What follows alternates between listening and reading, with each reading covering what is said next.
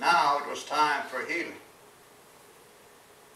It was also time for me to give my second inaugural speech. And as tens of thousands stood in the mud of a rain-soaked Pennsylvania avenue, I spoke not in a victorious tone, but in one of reconciliation.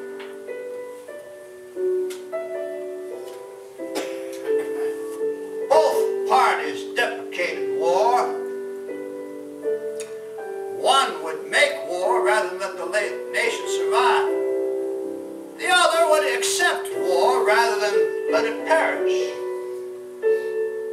Neither party expected for the war the magnitude and the duration that it has already attained. Both read the same Bible. Both pray to the same God and invoked His aid against the other. He could not answer both prayers. With malice toward none, charity for all, let us strive on to finish the work that we're in.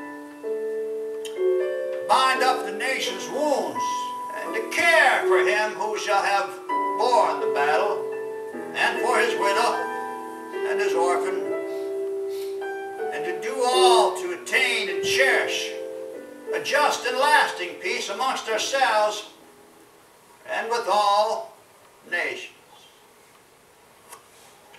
After my speech, I turned to the band.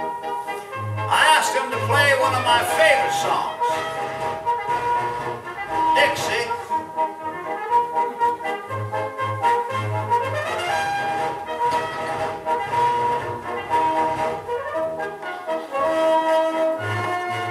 For my part, I was anxious to visit the Confederate capital of Richmond, which had just fell. I wanted to see some of these slaves who are now free. I took my little son Tad with me. As we walked down the street, some of those former slaves actually knelt before me. No, get up! You must not kneel before me. Kneel only to God and thank Him for the freedom that you will enjoy hereafter. You see, now they were free. Not by the emancipation which could have been declared null and void now that the war was over, but by the 13th Amendment, which would abolish slavery in the entire nation forever. I also wanted to visit the Confederate White House, as they called it, there in Richmond, and on a whim I sat in old Jeff Davis's chair. Even he was no enemy now. I ordered that he be left alone. Let the healing begin. I instructed that the Confederate soldiers who had surrendered be allowed to return home with their horses and mules in time for spring planting. And now, this year, they could plant seed instead of men in southern soil. Well, that was 6 days ago, and they're still celebrating in the streets of Washington. My wife, Mary, has convinced me to take a break from all this madness and enjoy a night at the theater tonight. I thought that might be a nice idea. We haven't been to the theater in some time. We're going to see a play called Our American Cousin at Ford's Theater. Last time we were there was about 2 years ago. We saw a play called The Marble Heart, which featured a wonderful actor. What was his name? Booth! John Wilkes Booth. After his performance, I sent a note backstage to see if I could meet with him back then. He declined, and no surprise, many people have come to hate me over these war years. Well, maybe that'll all change now. Tonight's going to be the first night of a wonderful future for Mary and I, and hopefully for the nation. And I know she's waiting impatiently. I don't know why I'm so nervous about her. She's the only thing I'm afraid of that I know won't hurt me. But I must ask, well, you know, when I have a couple minutes, and I think it's only fair, you have listened to my story. If you have any questions about the story of Abraham Lincoln and the Civil War, I can answer a few of them right now. Did you really have a dream that you were going to die? You saw yourself in the casket? I have been having those dreams of late. One dream I had is I've been on a ship and I knew the course was almost finished, but the other was that I heard weeping and I saw a casket and I said, "Who died?" And they said, "The president." But that's sort of superstitious. I've never put any stock in things like that. Anyone else? No other questions? Yes? Was that the only time there was a four-way race for president? That's a good question.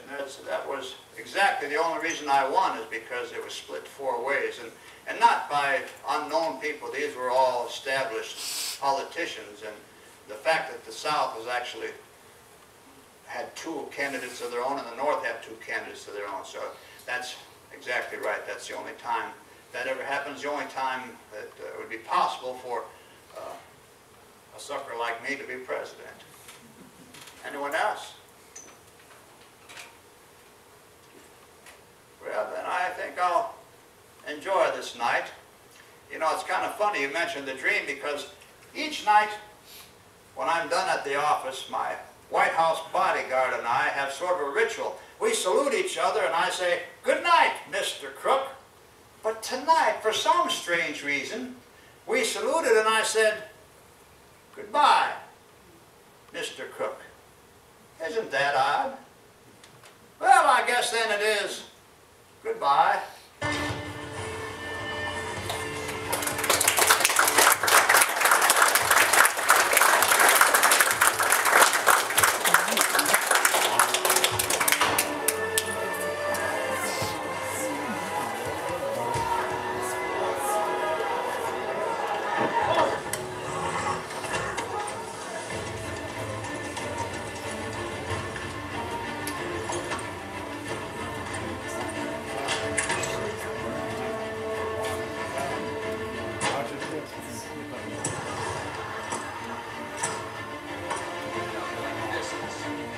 Sure to hit the mark in just about most things as well as shooting.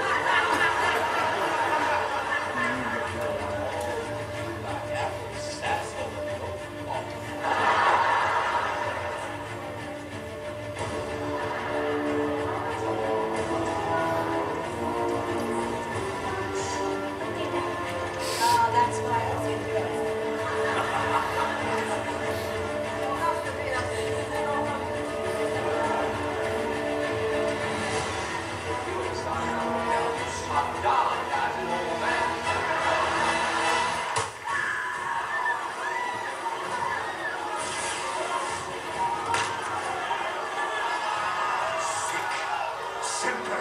Terror!